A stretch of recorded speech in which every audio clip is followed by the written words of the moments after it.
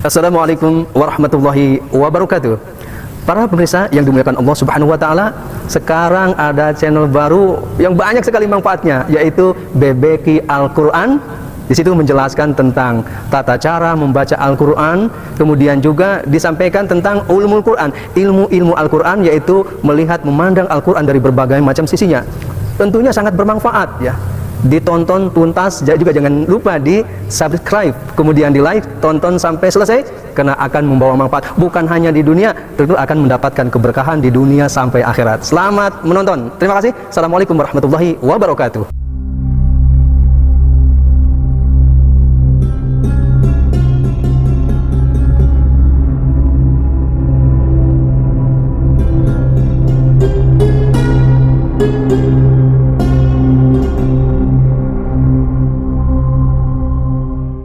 Assalamualaikum warahmatullahi wabarakatuh. Alhamdulillahi rabbil alamin, wal aqibatu lil muttaqin. Asyhadu an la ilaha illallah wahdahu la syarikalah, wa asyhadu anna Muhammadan abduhu wa rasuluh. Allahumma shalli wa sallim wa barik ala sayyidina Muhammadin wa ala alihi wa sahbihi ajma'in, amma ba'du. Para pemirsa yang dimuliakan Allah Subhanahu wa taala, alhamdulillahirabbil alamin, pada kesempatan yang berbahagia ini kita dapat berjumpa kembali dalam rangka mempelajari tata cara membaca kitab suci Al-Qur'an, agar kita semua mampu membaca Al-Qur'an secara baik dan benar sesuai turunkan Allah Subhanahu wa taala kepada baginda Nabi Muhammad sallallahu alaihi wasallam. Agar kita mampu membaca Al-Qur'an secara baik dan benar, mau tidak mau kita pun harus menguasai tata cara membaca Al-Qur'an, yaitu berkaitan dengan ilmu tajwid, periwayatan membaca Al-Qur'an, juga memahami rasam usmani, termasuk memahami mushaf yang kita baca. Nah, pada kesempatan kali ini kita akan melanjutkan materi kita setelah kita mempelajari bacaan panjang sederhana, kemudian lam ta'rif, huruf mim nun bertasydid, huruf mim yang bertemu dengan huruf mim, kemudian huruf mim yang bertemu dengan huruf ba, dan terakhir kemarin kita mempelajari huruf nun mati atau tanwin yang bertemu dengan huruf ba yang disebut dengan bacaan iqlab. Nah, pada kesempatan kali ini kita akan mempelajari hukum bacaan idgham bigunah. Ini berarti materi yang kelima yang harus kita kuasai agar kita mampu membaca Al-Qur'an secara baik dan benar. Idgham bigunah adalah apabila ada huruf nun sukun atau tanwin yang bertemu dengan huruf mim, nun, waw, dan ya. Di mana saja di dalam kitab suci Al-Qur'an, ketika kita mendapatkan bacaan nun sukun atau tanwin yang bertemu dengan huruf mim, nun, waw, ya, maka dinamakan dengan bacaan idgham bigunah, dan syaratnya harus terdiri dari dua kata. Kalau hanya satu kata, berarti itu tidak dinamakan dengan idgham bigunah, juga tidak dibaca dengung, yang dinamakan dengan idhar mutlak, yaitu pada empat kata ad-dunya, bunyanun, sinwanun, dan kinwanun. Oleh sebab itu, syarat idgham bigunah ini adalah harus terdiri dari dua kata. Nah, di mana saja di dalam Al-Qur'an ketika ada huruf nun sukun atau tanwin yang bertemu dengan huruf mim dan nun, waw, ya, itu dibaca dengan idgham bigunah. Di mana secara keilmuan idgham bigunah ini dibagi dua lagi, yaitu idgham bigunah kamil dan idgham bigunah naqis. Yang kamil adalah setiap ada huruf nun sukun atau tanwin yang bertemu dengan huruf mim dan nun, itu disebut dengan idgham bigunah kamil. Nah, yang bertemu dengan huruf waw dan ya disebut dengan idgham bigunah naqis.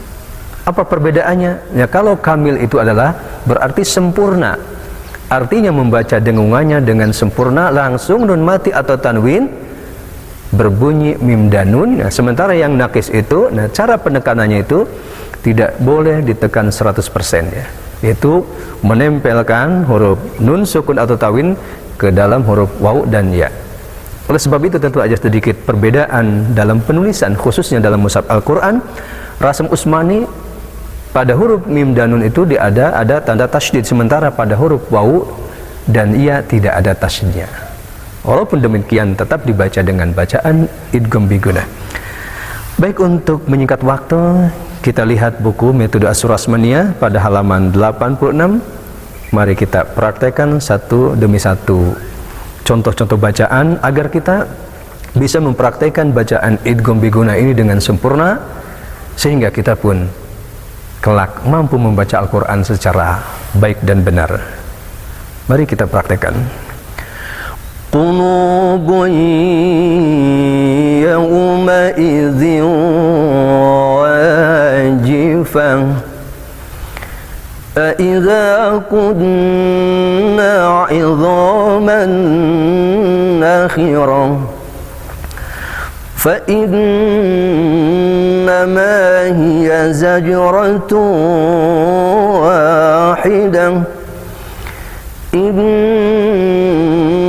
في ذلك لعبرة لمن يخشى في صحف مكرمة مرفوعة مطهرة من نطفة خلقه فقدره وعنبا وقضبا وزيتونا ونخلا وفاكهة وأبا وجوه يومئذ مسفرة ضاحكة مستبشرة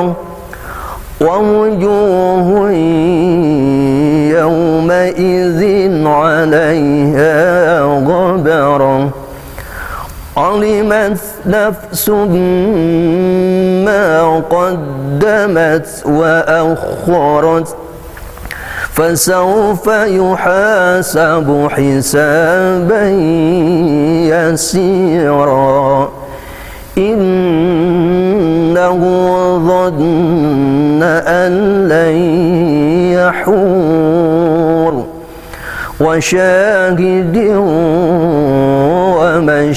ومشهود بل هو قرآن مجيد في لوح محفوظ سيذكر من يخشى وجوه يومئذ خاشعة عاملة ناصبة وجوه يومئذ ناعمة فيها سرر مرفوعة وأكواب موضوعة فيها سرر مرفوعة